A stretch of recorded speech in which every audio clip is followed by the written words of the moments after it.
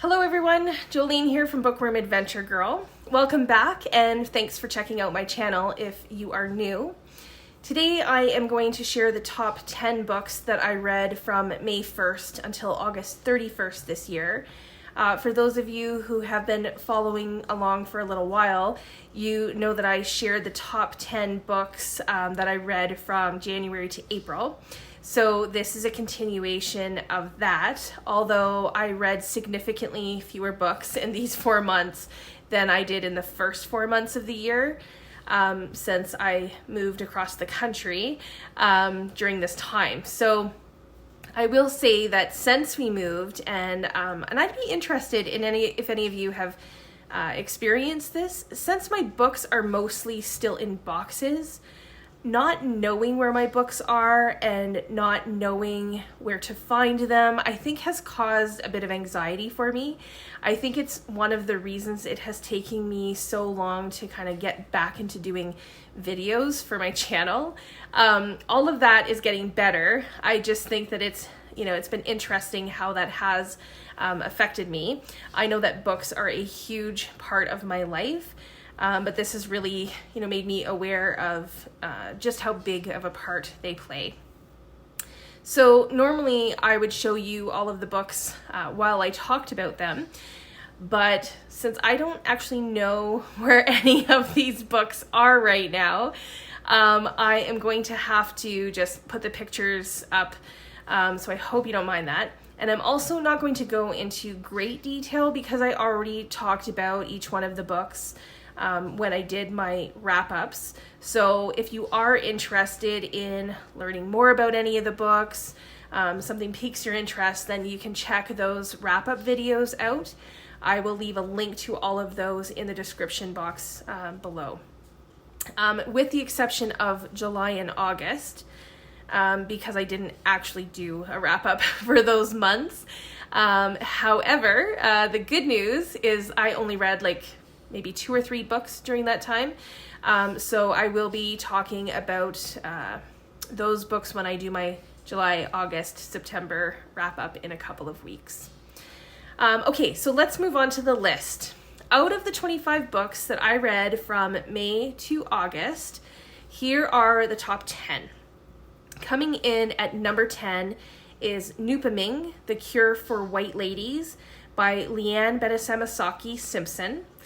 This probably is one of the most unique books I've ever read. It's poetic and uses the Anishinaabe traditions and storytelling.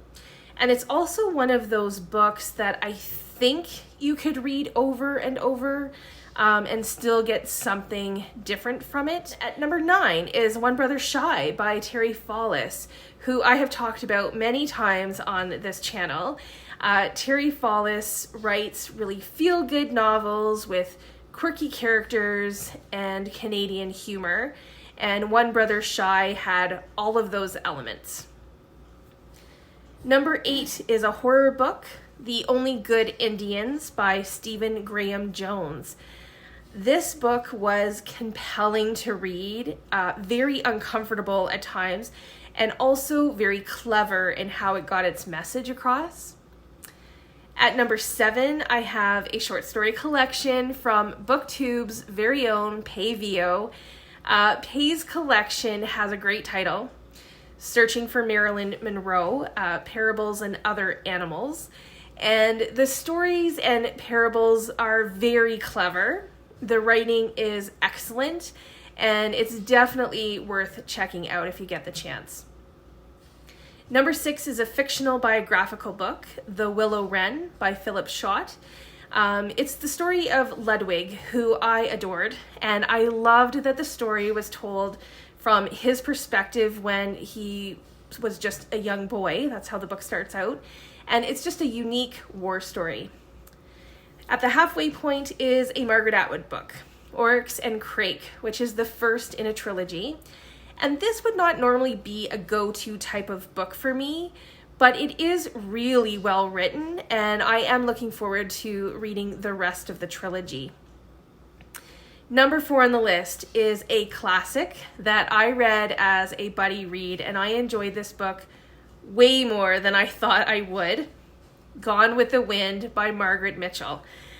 It surprised me so much. I had no idea what the story was, and I'm so glad that we read this together. It is really an epic story with some great characters, and for the time that it was written, I think that it would probably have been ahead of its time on many levels. And I do still need to watch the movie, so when I do, then I will be able to compare them. At number 3 is Where the Lost Wander by Amy Harmon. This was a lovely, relaxed read, not in a beach reading kind of way, but in that the story kept my attention, it flowed well, and it was just an overall enjoyable read. And it's put Amy Harmon on my radar, so I do want to read more of her books. So if you are an Amy Harmon fan and you've read some of her stuff, maybe you can tell me which books of hers you think I should read next. The only nonfiction book on this list comes in at number 2, 1,000 Hills, Rwanda's Rebirth and the Man Who Dreamt It. And this is by Stephen Kinzer.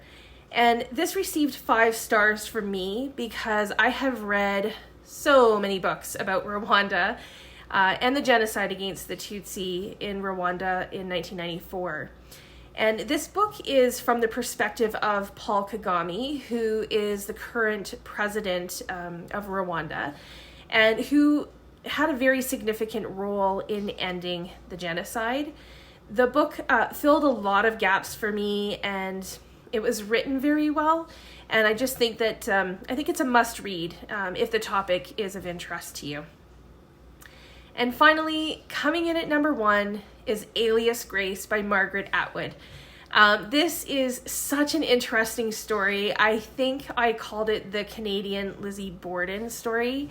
And it is based on true events, but events that have so much mystery around them.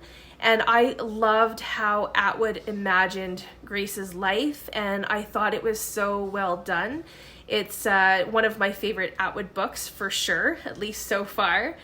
So that is the top 10 books that I read from May to August.